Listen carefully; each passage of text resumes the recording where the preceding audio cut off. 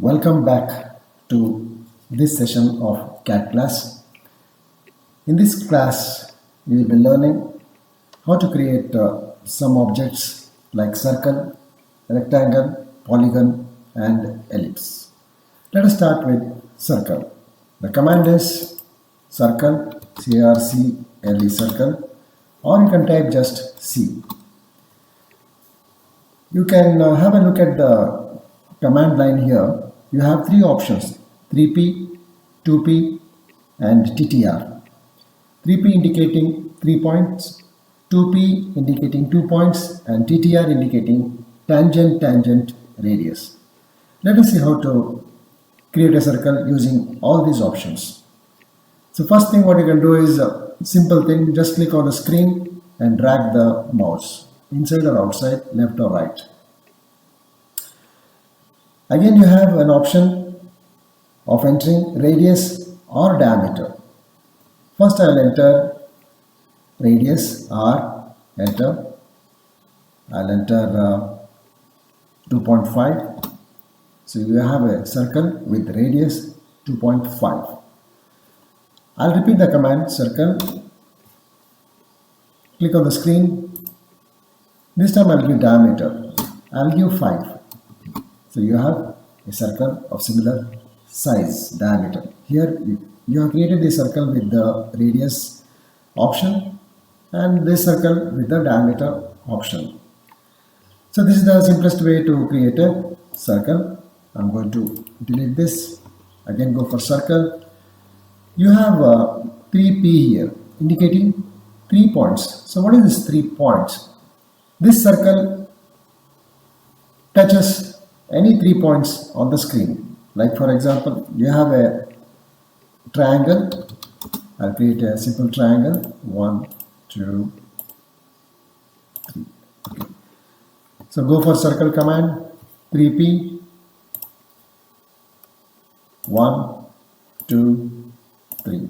So you can see that you have created a circle which is touching all these 3 points. There may be many situations where you may be needing this option. Say for example rectangle at 3, 3. Okay, circle 3P, you can type 3P. Select the 3 midpoints, 1, 2, 3. So you have a circle which is inside a rectangle touching or tangential to all the 4 lines. But there may be many instances where you are going to use this. I am just giving some 2 examples. Let us proceed with the circle command. Circle, this is 2 point. Very simple, it touches 2 points. Like there is a line here, some line, it may be a straight line or it may be an angular line or it may be a perfectly straight line. So circle 2P, first point, second point. Circle 2P, this is the first point and this is the second point. Okay, so this is how you can use this 2P option. Next you have TTR or tangent radius. You can also use this 2P command to create a neat arch, like there is a rectangle here, a simple rectangle. You need to put an arch over this. So go for circle command, 2P, 1, 2. Then you can delete off the unwanted stuff here. Okay, now let us see the other option in circle, that is TTR. TTR is tangent radius. Let us see how it works. Let us suppose there is a triangle. I'll try a triangle now using the polygon command. Number of sides 3. Enter, edge, enter, Okay, 10. Okay, this is a triangle. This is to demonstrate how this tangent radius option works. I'll go for circle, select this TTR or type TTR, select the tangents, that is the lines, both the lines, and specify the radius as 1. Okay, fine. Again, go for tangent radius, select both the tangents and radius 1. Okay, again go for GTR, select this corner and radius 1.5. See, you have tangents running along the line. You can use it for any purpose. Most of the mechanical drawings are done this way. You can trim this TRIM trim, select and remove the portions, unwanted portions. Okay, so you can keep it this way, or if you want you can remove the inner portion also.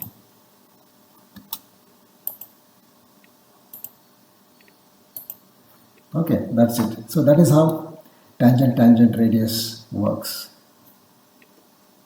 Yes, you know how to create a rectangle using the line command, which I have already shown you in the previous session. That is using the line command. You can just create something like this: 5, 3, 5, and close. This is fine. But there is a command which can be used to create a rectangle swiftly. Like command is REC or RECTANG. You can type anything. Short form is REC. You have a lot of options here. Before going for all these options, just create a simple rectangle. Just click on the screen here, type at. This at is very important. At 5, 3. That is indicating the x-axis and y-axis. The length and the width. 5 is the length and the 3 is the width. So this is a single entity. As you remember, in our previous session we created a rectangle using the pline command. Similar to that, this is a single entity. Okay, let me type the rectangle command again to explore the different options available. So REC.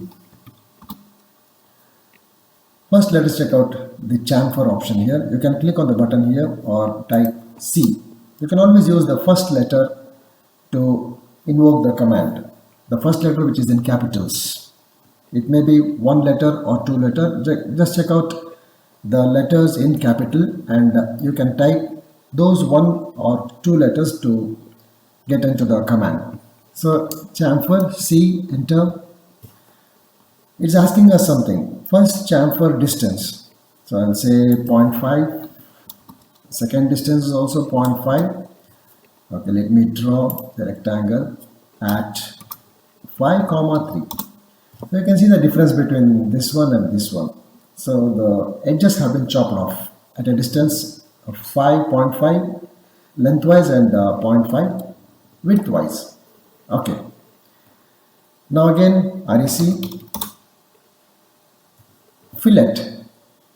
You have to note that these two options here, elevation and thickness, these both options are used in 3D modeling. So right now I am not touching these two buttons here. I'll go for fillet. Fillet, so I'll say 0.6, that is the fillet radius. Okay, see here at 5, 3. So you have a fillet here, a rectangle with fillet, and in this case the edges have been chopped off, and in this case the edges have been smoothly rounded off for a radius of 0.6. Okay, again let us go to rectangle. The last option is the width. So click on this width. You can type any value here, say 0.3. Let me draw a rectangle now. You can see the difference. Say at 5, 3. So you can see that you can change the thickness value of the rectangle command. So all these three options are used sometime or the other while creating the drawings. So let us proceed to the next command, that is the polygon command. Let me erase all these objects here by typing the erase command. Enter. Enter all. All indicates you are erasing all the objects on the screen. Just press enter and everything will be erased. Now let us see what this polygon command is. Polygon, polygon. So enter the number of sides.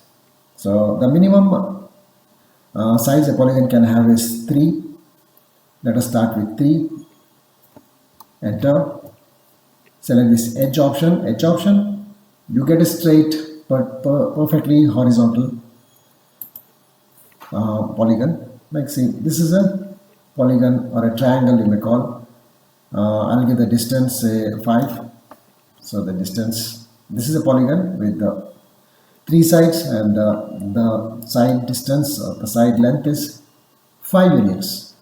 Similarly, you can go for 4 sides polygon.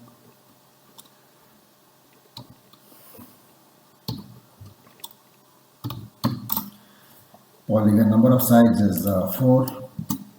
Edge, so I'll give 5. You have a square here. Similarly, enter. I'll give 5 sides. Edge, you have a pentagon now, say 5. Similarly, you can create any number of sides. 6. Edge. This is the best way to create a polygon. Okay.